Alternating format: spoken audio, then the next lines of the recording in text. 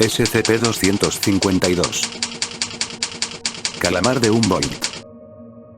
Categoría: seguro.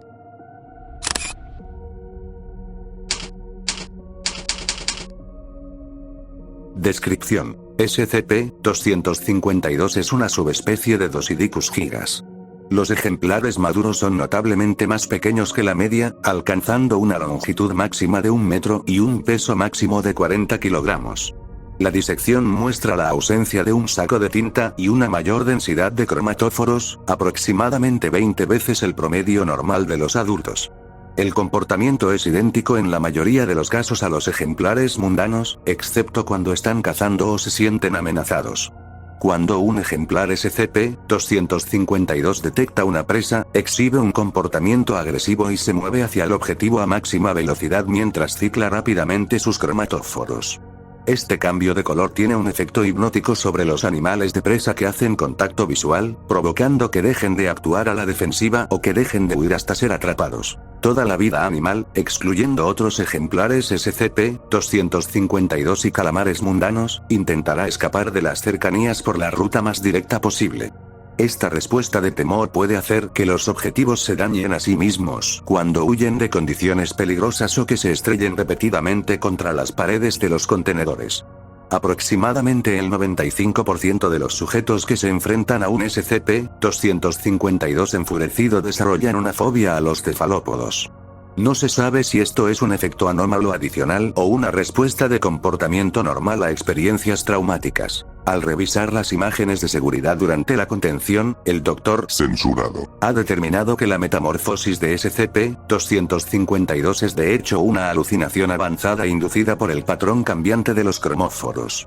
Estas alucinaciones hacen que la víctima vea a SCP-252 como una criatura marina titánica con un número excesivo de tentáculos. Los detalles específicos varían enormemente de un sujeto a otro, pero la criatura alucinatoria se presenta consistentemente como un cefalópodo exageradamente grande con tentáculos agrupados alrededor del área bucal, apéndices adicionales con garras o tenazas, y la impresión general de que todas las características son fluidas y aleatorias. Los sujetos retirados del contacto visual con SCP-252 permanecerán convencidos de que sus alucinaciones eran un verdadero monstruo marino e intentarán racionalizar cualquier contradicción lógica inherente a su ilusión, como un monstruo de 100 metros nadando en un tanque cerrado de 10 metros.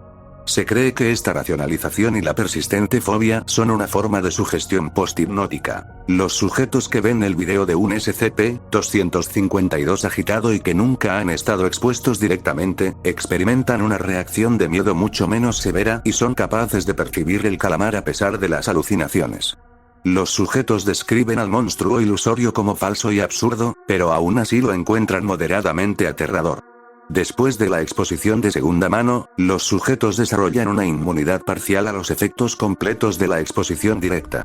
El contacto directo repetido después de la inoculación por vídeo disminuye aún más los efectos. Los sujetos acostumbrados pueden desarrollar una inmunidad completa al miedo y solamente experimentan una percepción más vaga de las alucinaciones. Anexo. SCP-252 llamó la atención de la Fundación después de numerosos informes de avistamientos de monstruos marinos por los pescadores comerciales frente a la costa de Censurado. El agente Censurado aseguró un espécimen.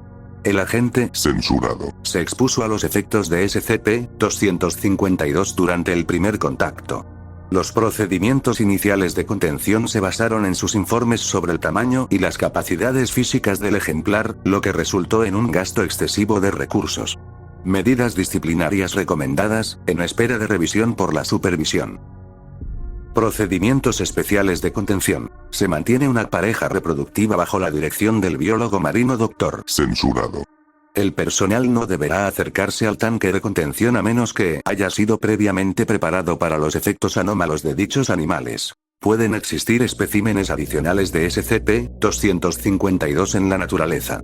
Los especímenes actuales se consideran suficientes y las adquisiciones posteriores no son una prioridad.